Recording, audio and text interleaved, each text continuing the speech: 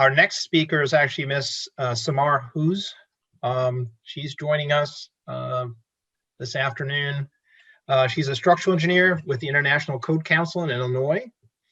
She's also a member of Committee 224, and she earned a bachelor's degree in civil engineering, structural engineering, and a master's degree in engineering management from East Michigan University. She has over 9 years experience in civil, structural, and construction. And she is also a member, like I said, of 224 and multiple other groups. Her presentation title is From Design to Reality: How to Significantly Reduce Shrinkage and Cracking Using Fibers. So Samhar, please go ahead. All right, thank you all for being here. This is Samhar Hughes. I'm a structural engineer with ICC, International Code Council here in Illinois office. And today we're going to go through from design to reality using fibers in general. We already went through my background, so I'm going to skip that, but I'm also a member of ASTM. All right, so what is fibers in general? Those are usually small pieces that could be used to reinforce the concrete based on the performance requirements. But there are different types based on material, strength, shape, and we're going to go through some of them in this slide. First picture at the top is macrosynthetic. Those are shorter and finer strands and usually used for plastic shrinkage crack control. Second picture represents macrosynthetic. Those are longer and coarser strands. Performance usually shrinkage crack control and limited structural applications per design. And of course, the last picture is representative of steel fiber. There are a lot of types and manufactured. There are different in length, tensile strength, the type of deformation, because that will govern the performance you will get from your fiber. And those are usually used extensively in structural applications. So why we are even talking about fibers? We are all familiar with mesh and rebar. You usually specify your number of your bar size, bar spacing, and concrete cover. But then we all know sometimes you have some difficulties in construction site. For example, here, the first picture on the left, I have a hook and pull method. And as you all know, we usually, let's say for slab and grade, we specify the mesh or rebar to be at the top third of the slab, because that's where you will get optimized temperature and shrinkage performance. But sometimes it's challenging to do that. So while they're trying to pull the mesh up, unless they have the right cover, they are putting the concrete at the back. So I don't believe we will get the cover we want. That's why there is an alternative or a way to use fibers. Fibers could be added ready mix or on a job site based on your requirements. Now there are different mixing procedures, so usually it's based on manufacturer. Each manufacturer have its own mixing procedure steps. So you're gonna get delivered to your job site reinforced concrete that you can actually use. So usually this reduces a lot of labor and time cost, along with provide a lot of improvement in job site safety. So how those elements work in concrete? When we specify mesh and rebar,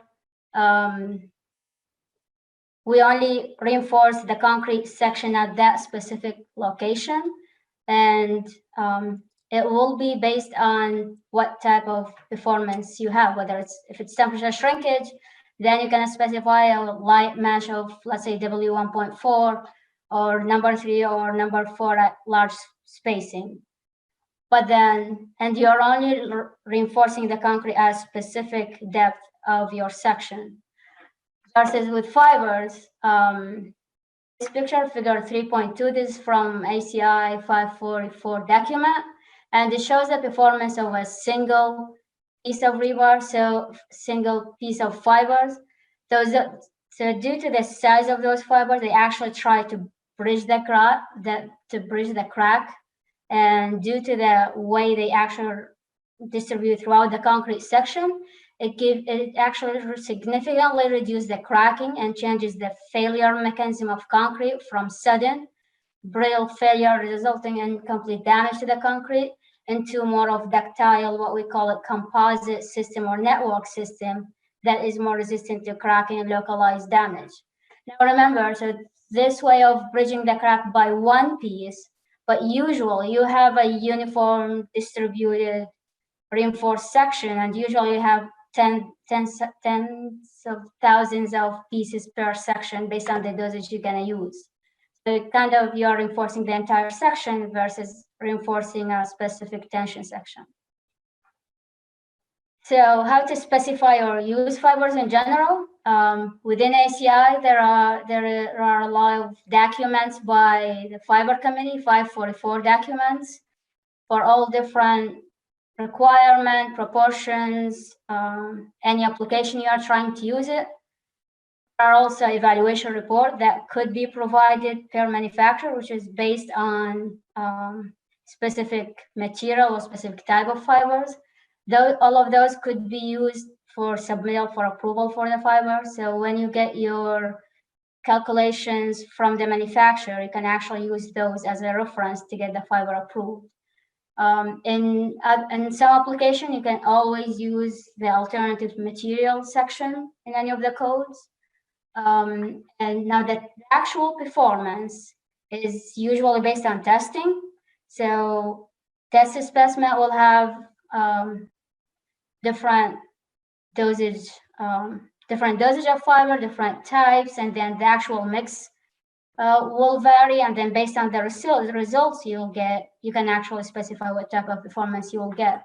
Now, the beam test is the most common test. There are other tests that could be used to evaluate the performance, and I know ASTM is currently working on a new way of testing.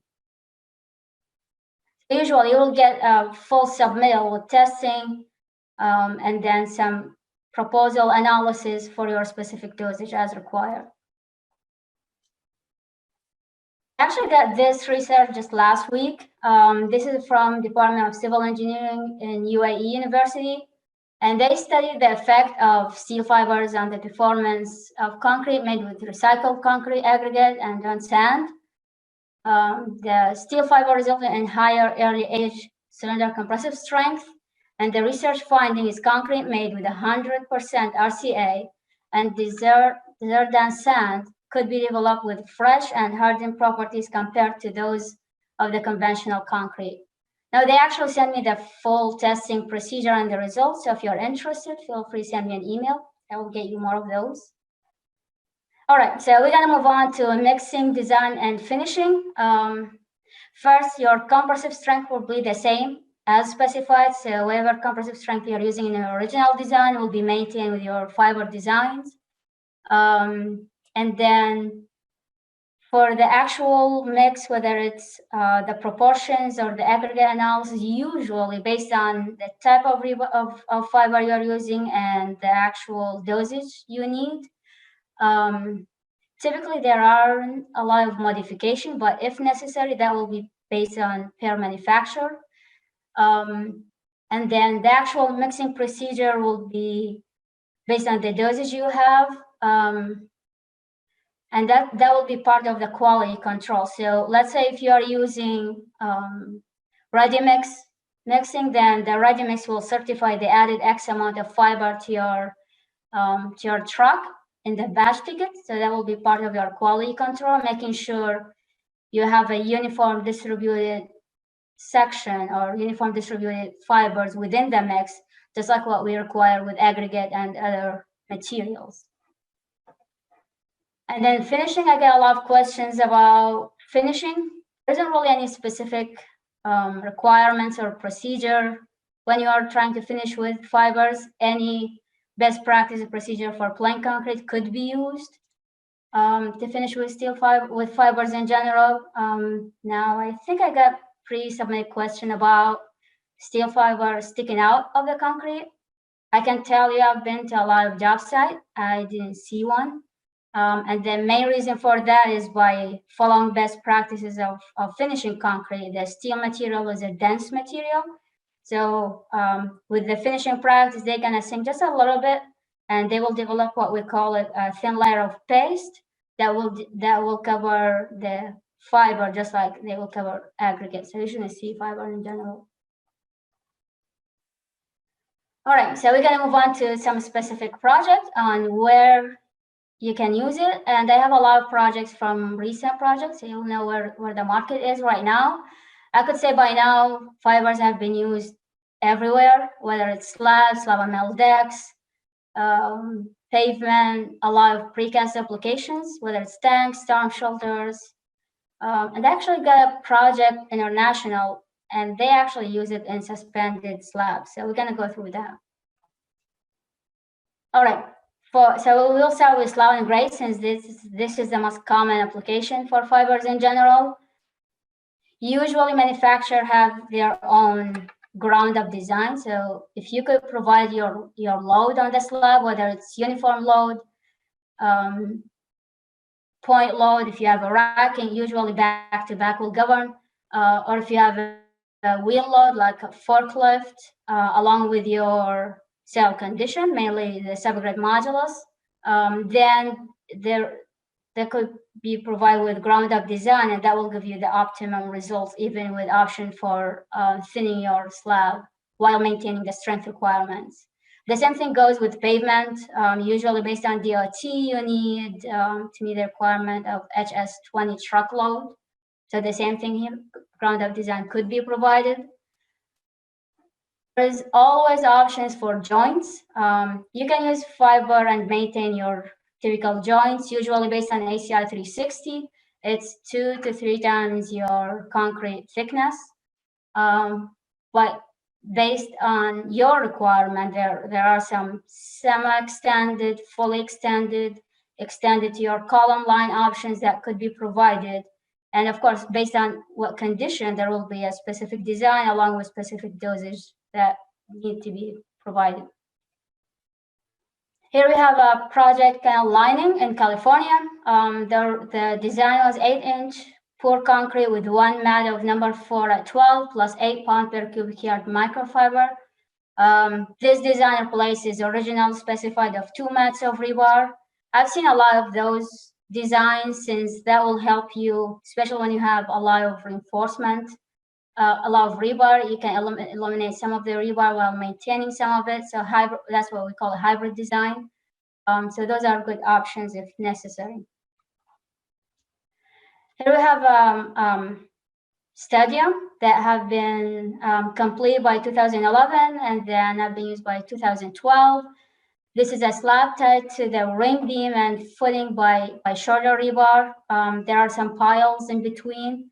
So final design was slab of 300 millimeter thick with 50 kgs per cubic meter of steel fiber reinforcement. Also, 2,500 metric tons of traditional reinforcement steel cutting, bending, and placing have been saved, resulting in about 25,000 hours of labor saved. What else can you use fibers? Those are recent projects for DOTs, Virginia DOTs.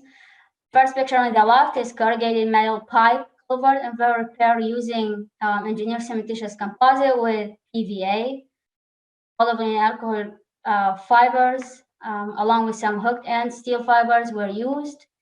And then the picture on the right is low cracking concrete for closure pour and overlay of bridge decks.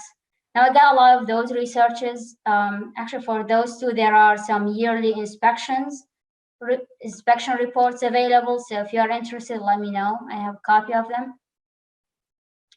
All right, next we are going to have slab and metal decks. This is a 2020 two-story residential tower in New Jersey with 4 pounds per cubic yard of synthetic microfibers. For slab and metal deck, those are usually composite metal decks. So your steel deck act as your tension reinforcement, and then the concrete act as your full material. So all you need is tension, shrinkage, crack control. So slab and metal deck is a really common application for fibers. This is the project with suspended slabs. This is actually international. It's a free suspended slab in Stockholm. And The fiber reinforced concrete suspended slab design saved about 1,600 metric tons of traditional reinforcing steel. I also have a lot of step-by-step or on-site pictures for the projects. If you're interested, let me know. If you're interested to get more details, let me know. Here we have Yankees baseball stadium in New Jersey, and 4 pounds per cubic yard of fiber have been used. One of the application where fiber have been used, in addition to precast, is water and wastewater treatment facility in Ohio. 5 pounds per cubic yard of macro with rebar for improving crack control and water tightness. So you can maintain your rebar, but add additional fiber dosage to get you your crack control and water tightness requirements. All right, that's all I have, and I welcome any questions you have. Great presentation, appreciate it.